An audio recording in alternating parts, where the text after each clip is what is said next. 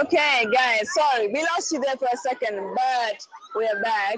And as I was saying, I'm with Leka here, who was complaining that I have dragged him to this space. Would I really drag you like that? You came out of your own free will. Saturday morning, I should be brunching, you know? True. I've had an open brunch today and I'm just like, but you know what? The beach needs me. There we go. The ocean needs me. There we go. You know? No, I was just saying that in my extended lifetime, the population of this city has almost quintupled. There's 5.5 million people in Dar. And when I was a youngin', there was only like 1 million. And this solid waste issue is really coming to a head.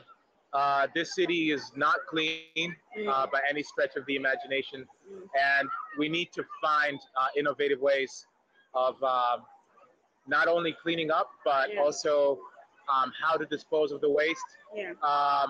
But there's also some other very subtle things that are happening. For example, people using trash as a means of preventing soil erosion. That's right. We've seen some example of that with the little wall there that they exactly with the bottles, exactly. Right. So essentially, we need to figure out a way of swapping the solid waste for, let's say, for example, concrete embankments or things like that, as a way of also preventing the proliferation of solid waste in this city. Yeah. No, it really is a problem. But as you said, I think the thing is, how do we be innovative in the way that we do it? Like, how do we be innovative to make sure that these kids here, you know, find it like it's second nature for them to be able to think, let me throw away trash correctly. Let me dispose of this correctly. Yeah, certainly. I mean, the thing is, even if you develop a culture of just waste collection, you're also gonna need to have a place to put it. And quite frankly, I don't see that yet. You know, I can be as vigilant as possible and all of that, but you know, even when I'm driving, I try to keep the trash in my car and then I dispose of it when I get home. Right. But for a pedestrian, I can understand that can become tedious. So it's a multifaceted approach. It's certainly something that is going to cost a lot of money. There's no doubt that solid waste management eats up a really big chunk of budgets for municipals, but it has to be done. It has to be done. It's really tragic, especially when you go out to some of these little islands by the shore. Right. If you go there in the morning, you could cry. I mean, I don't know how to explain to you guys, but then like when we go just literally off the coast of the Salaam, it's not just like Zanzibar, there are like little sandbanks, little islands that are there where people can go and rest and chill, and you'll see almost all the trash that's been like all the trash that's like coming from the rivers and stuff sort of like finds a home on the shore there. Right. Like little trash islands. There's like a trash highway directly towards those islands. Right. And it's they kind of do the smoke and mirrors where they get rid of it quickly. So when we get there in the afternoon, you don't really see it. But they're disposing of it incorrectly as well. Exactly. So burning. Burying it. But so burying our problems, basically. Let's bury our problems and like forget that they exist. Sweeping it under the rug. So there's we're getting there. I mean, this is a step. And it's really good to see people coming out, like I said, today to participate in this. You know, on a weekend, people's day off. But we need to do this. It cannot just be on the 15th of September, you know, like once a year. This is something that, especially in this city, needs to be done. I would say at the very least every week. Every week. Maybe it's even something that we can be done in schools and stuff like that. Adam Cobb asks, where does the trash come from? So the trash mostly comes from people's homes, industries, things like that. They dump it incorrectly, and more so like on the river streams, right? Like on the banks of the rivers that lead to here, the Zimbabwe and the other valleys, right? Correct. Yeah. The only difference is the people who are living by the riverbanks, again, are using it as a form of preventing soil erosion. Right. Yeah. So they dump trash on the riverbank. It's a protective measure. Yeah. They don't do it correctly. They don't like whatever. They don't like recycle it to. No, unfortunately not. Yeah. Okay. Yo, deep stuff. Listen, I think the thing is, like, we need to be able to start this, not just because there are some habits that, you know, when you grow up with them, you know what to do. Like, you know, for example, we leave our shoes at the door of someone's house when you go in. So maybe the first thing to do is to train this thing from the start, like from student level and things like. And in fact, let's go meet some students now. I can see them on the corner over there. These ones are having too much fun. Leka, thank you so much. Peace. Keep doing what you're doing, son. Together, pamoja. In Swahili, pamoja means together. So if you hear me saying pamoja, that means together. If you hear me say sawa, that means cool, or it's like yes, it's like cool, yes. And then if you hear me saying mambo, that's like what's up, like what's up, mambo. So David asks, why is his accent so American? So Leka is a student of the world, basically. He's grown up here, lived here and stuff like that, but he studied a little bit in America. So your American accents are a bit ubiquitous, very stubborn. You can't remove them once you catch it. It's like a bad cold. I want to talk to a few students here. Oh, they like drawing stuff on the beach floor over here. Picture session over here that's happening. Okay, let me talk to one of you over here. They want to talk to me. Hi, how are you? You don't talk to me? You're not my friend today? Okay, let me talk to you. You want me to talk to me? Yes, you. How are you? How old are you? 13. Speak louder. Yeah? Okay, why did you come here today? Okay, let me give you this microphone so that people can hear you, because I feel like you're being a little bit shy with me. Okay, so you said, why are you here today? I'm here for the waste disposal program. Waste disposal? Yeah. What have you collected? What did you see? I've collected few things, the sea waste. Yeah. What are the things like, let me ask you in Swahili and then I'll translate for people. Labda kwa vitu ambavyo umevigundua, yani wewe mwenyewe umeshawahi kuwa na like hiyo feeling ya kwamba kutupa takataka ovyo ni kitu kibaya or something like that. Do you ever feel like when you do things like when you throw away trash, it's a bad thing? Is it something that you've learned early or no? No. Yeah. Why? Why do you think? Somebody could say like Unaweza kurudia swali. Sikusikia vizuri. Hujanisikia vizuri. Yeah. Okay. How many people did you came today? Only 10. There are many, but in our group we have come only 10. You've come 10 of you. Yeah. And all your classmates. Yeah.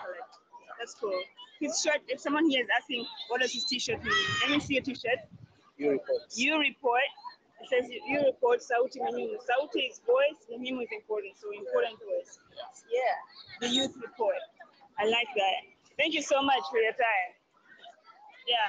Let me talk with somebody here who looks like the teacher. I don't know if the teacher is a teacher. Yeah. Wow. Okay. Look at you. I'm so proud. Let me give you a mic over here. So you can, let me just clip it. Just clip it on. Just let me clip it on to you. Here we go. There we go. So we're now live on live stream. Yes. Yeah, tell me about how many of your students came here today? How are you guys feeling about coming here today? Why is it important to you? Yeah, it is very fun to come with my students here. And once I announced to them today is a day of cleanliness our wards, most of them in volunteering without being of direction to them are likely to come here to cooperate with the other people to make our world clean.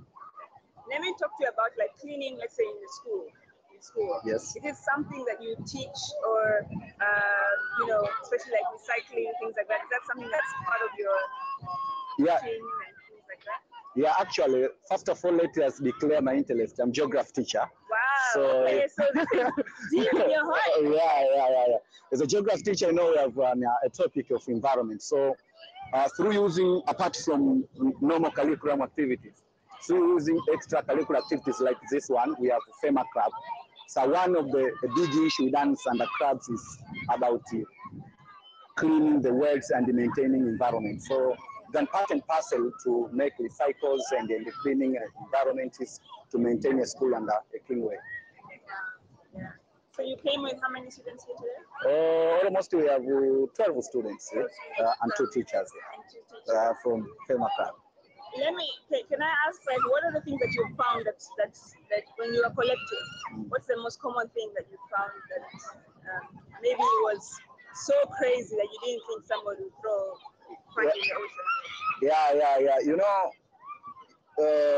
once I collect some of the waste, the issue come to my mind is that to clean the ocean is not to be a situation like today, a special day to clean the ocean. What I think is maybe to be a daily routine.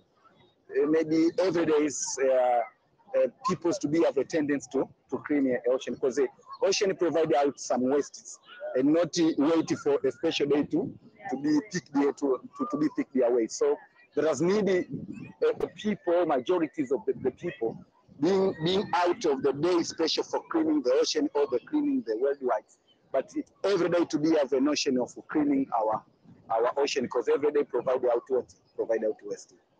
Yeah. Right, thank you so much. What's your name? I didn't ask you. Thank you a lot. I'm Mayombo. I'm Mayombo from. I'm not teaching in this region. I'm from Tanga region. Yo, so guys have come all the way from from Tanga to Dar es Salaam. In the north, guys. Yeah. In the north, you come all the way to Dar es Salaam. To cooperate with partners and other people to make our world clean. Yeah, let's do it. One step at a time, one day at a time. Thank you so much, Mayombo. Thank you very much. Thank you. Yeah. Guys, it's so inspiring. So just to give you like a glimpse, let's say Tanga is like 400 kilometers from Dar es Salaam, and he's come all the way from there to Dar es Salaam here to help out with the cleaning. So there's some commitment here, guys. Really strong commitment from people, showing that that it's really important to them. Really. Adam Cobb says, "Wow, you're so inspiring." Thank you. David says, "People seem so happy and gracious." Honestly, Tanzanians are I feel like we're the most over gracious people ever. If I was lost, or if you came and you were lost, and you'd ask a Tanzanian, especially like Zanzibar and the coastline and stuff like that, you're just like, "Hey, I'm lost. Can you find me a place?" Someone will like leave what they're doing and basically take you to where you need to go. Make sure you're inside, you're tucked in, you're safe, and then be like, "Okay, bye," and then and go about their business. Like, yeah, people are quite like we value respect, we value recognizing each other. So you never pass a place and go and just like don't say hi. Saying hi is important. It's a form of saying I see you. Think of it like Avatar. In Avatar when they were like, "Oh, I see you," and then they connected. Exactly. That's how it is. So it's a David says that's not a bad thing. I'm like, yeah, it's not a bad thing, but for some cultures who appreciate their space, appreciate their individuality, let's say, it can seem like, why is everybody in my business? Everybody's saying hi to me. Everybody's looking me in the eye. And you're like, yes, that's what we do. We just love. We just love. I'm going to try and put on this mic so that we can hear each other well, a bit much better. There we go. So yeah, this is my beach, guys. This is where I'm from. I'm going to show you a little bit more of just how wonderful this place can be. Let's go to the ocean. Let's go to the beach. Beach, go and play.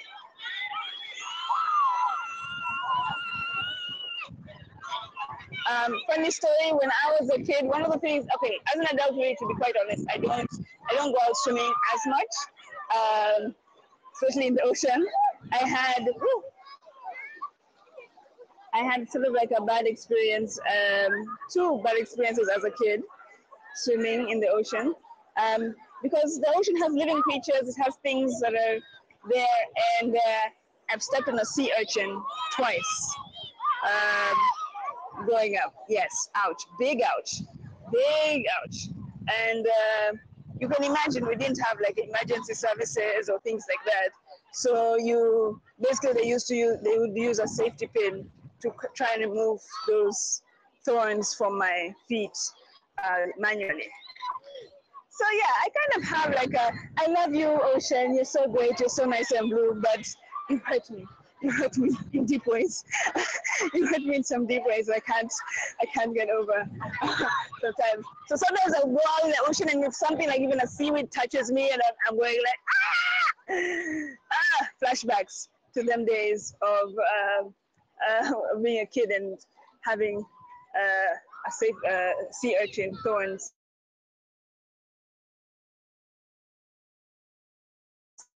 being surgically removed. Not fun, not fun. Guys, if you want to know more about Dar es Salaam place, so Dar es Salaam is like the economic capital of Tanzania, but the actual capital is called Dodoma, and that's like all the way in the center of the city. But a lot of activities are here. A lot of activities that happen in terms of business and things like that are here in Dar es Salaam. And but of recent, what's happened is that we are now moving most of our business activities and government activities to Dodoma. So Dar es Salaam will remain this, like a business hub and tourist place. But most people, when they come to Tanzania, they go straight to Zanzibar. Let's be honest. They go either to Zanzibar or the Kilimanjaro. Yeah, and Zanzibar is awesome, guys. It's like literally 15 minutes from here. So I encourage you to be able to see here. David Newman asks, he asks, do most Tanzanians speak English? No. So our national language is Swahili. We do speak English, but doesn't come naturally as much as other. So because the way it is that the school system, a lot of the school system is taught in Swahili. So you learn English, but you learn it as a subject. So not everybody will be as proficient in being able to speak. They'll understand you, they can say a sentence or two, but they won't make like a political debate about why Democrats are losing the war to Republicans or something like that in English, you know? So that's the thing. Yeah. Mambo? Poa. Bado, nitakuja baadaye kidogo. Yeah, he's asking if I want to take a picture. So as a kid, you know, one of the things that are in the age of selfies still, there are people who go around with their camera in their bag, like portable cameramen, and they come to take pictures of you. And then like in 5 minutes, you get your picture back. So, yeah, so that's how that is. So, guys, I'm gonna leave you with some of the last shots of families coming together to clean up, make this place a better place. And wherever you are from, wherever you are in your place, try as much as you can to make an impact. Try as much as you can to volunteer your time. Mambos, asante. Try and make your time to teach the younger generation also the importance of their environment, you know, because we don't want beaches like this. We don't want these kind of beaches. We don't want these kind of things. We want clean, free beaches. So that's my time for now. Thank you so much for joining me here in the sunny, ever so sunny Dar es Salaam. We love it. It's like a love-hate relationship. We love it. When I go to a place that's cold, I'm always like, oh, I miss home because at least it's warm all the time. But whenever I'm here, I'm just like, oh my God, why the sun? Why the sky? Why blue skies again? Just one cloud, please. One cloud. Yeah. Anyway, the grass is greener always on the other side. And yeah, speaking of other side, I'll see you guys on the other side. When you come here to Dar es Salaam, enjoy me in this wonderful beach. Okay, thank you so much, guys. Thank you for joining me. I'm Tulanana here in Dar es Salaam. Bye.